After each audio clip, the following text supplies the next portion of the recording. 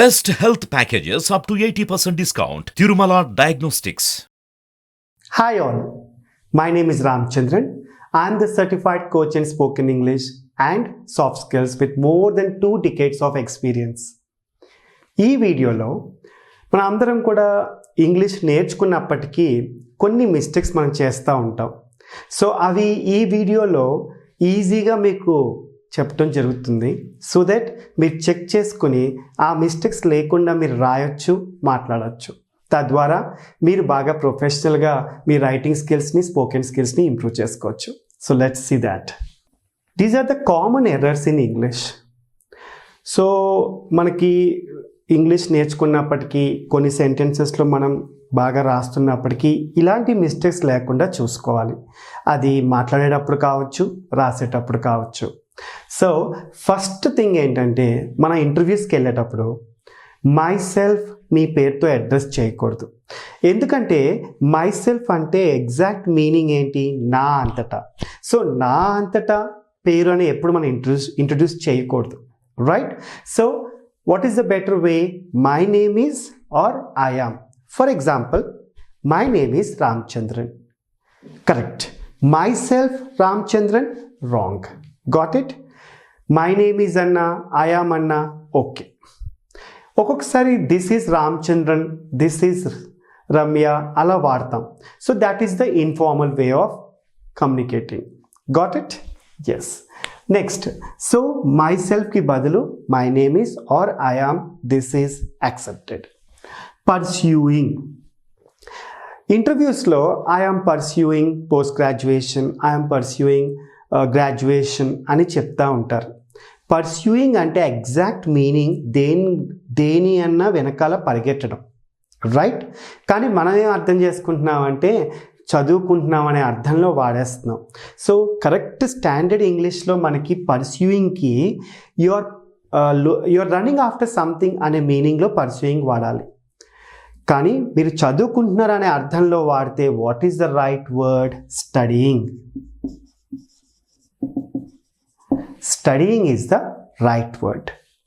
అలాగే ఇప్పుడు he is abroad అనొచ్చు, కానీ హీ ఈజ్ ఇన్ అబ్రాడ్ అనకూడదు. ఓకే. సో అబ్రాడ్ అనే వర్డ్, ఓకే. సో అబ్రాడ్లో ఎప్పుడైతే మనం ఎవరన్నా ఉన్నారని చెప్పాలనుకోండి, okay, he is abroad, ABROAD. Okay. So ఇక్కడ మనము హీ ఈజ్ ఇన్ అబ్రాడ్ వాడకూడదు. కానీ ఒక ప్రావిన్స్లో అంటే ఒక స్టేట్లో కానీ ఉన్నప్పుడైతే మనం ఇన్ వాడచ్చు. Point to be noted. Next, awaiting is equal to waiting for. So awaiting తర్వాత ప్రిపోజిషన్ ఫర్ రాదు, వెయిటింగ్ తర్వాత ప్రిపోజిషన్ ఫర్ ఎప్పుడు వస్తుంది. Got it? Yes. So either he is waiting for your reply, correct, or awaiting your reply. So awaiting తర్వాత for ఎప్పుడు రాదు. Got it? Yes. Next, revert తర్వాత back రాకూడదు. ఎందుకంటే revert is equal to get back. So అందులో back ఉంది. So అంచేత మళ్ళీ మనం ఇంకొక వర్డ్ బ్యాక్ వాడాల్సిన అవసరం లేదు. వీటినే ఇంగ్లీష్లో రిడెండెన్సీస్ అంటాం. సో ఒక మీనింగ్ వచ్చినప్పుడు వాటికి సంబంధించిన ఇంకొక వర్డ్ వాడాల్సిన అవసరం లేదు అని. Okay. Either you revert to me or you get back to me. Yes. Next, returning back home. See, ఇక్కడ returning itself is come back. ఇక్కడ మళ్ళీ బ్యాక్ అనే వర్డ్ వాడాల్సిన అవసరం లేదు. Okay. So you are returning home or come back home, any one you have to use it. So ఇక్కడ కూడా మళ్ళీ రిటర్నింగ్ అనే వర్డ్ తర్వాత బ్యాక్ వాడాల్సిన అవసరం లేదు. అలాగే for example, see, I am coming to home అనకూడదు, I'm coming my home. Home అనే వర్డ్ ముందు టు ప్రిపోజిషన్ రాదు. హౌస్ అనే వర్డ్ ముందు టు వస్తుంది. I'm coming to my house, correct, but I'm coming my home. Home ముందు to రాదు. Point to be noted. Next, see, మన ఈమెయిల్లో కానీ లెటర్ రైటింగ్లో కానీ ఎప్పుడైనా మాట్లాడేటప్పుడు కానీ ఈ వాట్సాప్ మెసేజ్లు కానీ థ్యాంక్స్ అని పెడతా ఉంటాం. కానీ మనకు తెలియదు ఇది చాలా క్యాజువల్గా మెసేజ్ వెళ్తుంది. ఓకే. సో దాని బదులు థ్యాంక్ యూ అనే వర్డ్ మనం చెప్పడం, థ్యాంక్ యూ అనే వర్డ్ మెన్షన్ చేయటం, ఈమెయిల్లో కానీ వాట్సాప్లో కానీ మెసేజింగ్లో కానీ it conveys good thankfulness, right? So thanks అనేది క్యాజువల్గా ఉంటుంది, ఫ్రెండ్లీగా. థ్యాంక్ యూ అనేది ప్రొఫెషనల్గా ఉంటుంది. సో మీరు వర్క్ ప్లేస్లో హైయర్ ఆఫీషియల్స్తో, ఇంపార్టెంట్ పీపుల్తో థ్యాంక్స్ బదులు థ్యాంక్ యూ అనే వర్డ్నే వాడండి. ఓకే, నెక్స్ట్, ఈ ఒక సెంటెన్స్లో 2 పాస్ట్ ఫార్మ్స్ ఉండవు, ఒకటే పాస్ట్ ఫామ్ ఉంటుంది. సో అంచేత డిడ్ నాట్ ఆర్ డిడ్ తర్వాత ఎప్పుడు వర్బ్ ఫస్ట్ ఫామే రావాలి. See I did not came, I did not went అంటాం, wrong. I did not come, because did already past form కాబట్టి కమ్ వచ్చింది. సో డిడ్ కమ్ అయితే ఏమైంది, came. So I not came అనే అర్థం వచ్చింది అక్కడ. సో ఎప్పుడు కూడా డిడ్ తర్వాత ఎప్పుడు మనకి వర్బ్ ఫస్ట్ ఫామ్ ఉండాలి. So I did not told, I did not wrote అనకూడదు. I did not tell, I did not write is the correct one. Next, చాలామంది ఒకరిని కొట్టాము, ఫర్ ఎగ్జాంపుల్ ఎక్కువ స్కూల్ లెవెల్లో మనం చూస్తాము, ఐ బెట్ హిమ్ అంటారు. కానీ రాంగ్ అది. ఎందుకంటే సి బీట్కి past form beat, third form beaten. So I beat him అనొచ్చు. ఐ బెట్ హిమ్ అనే అర్థం వస్తే ఎప్పుడు రావాలి అది? See I'm just playing something for money, like I bet him for this challenge. Okay, so bet అనే word ఏదైనా మనీతో రిలేట్ ఉన్న దానిలోనే, ఛాలెంజ్లోనే వాడాలి. కొట్టడం అనే అర్థంలో పాస్ట్ ఫామ్ ఎప్పుడు బీటే ఉండాలి. చాలామంది ఇది మిస్టేక్ చేస్తారు. నెక్స్ట్, బిట్వీన్కి ఎమాంగ్కి డిఫరెన్స్ తెలుసుకోవాలి.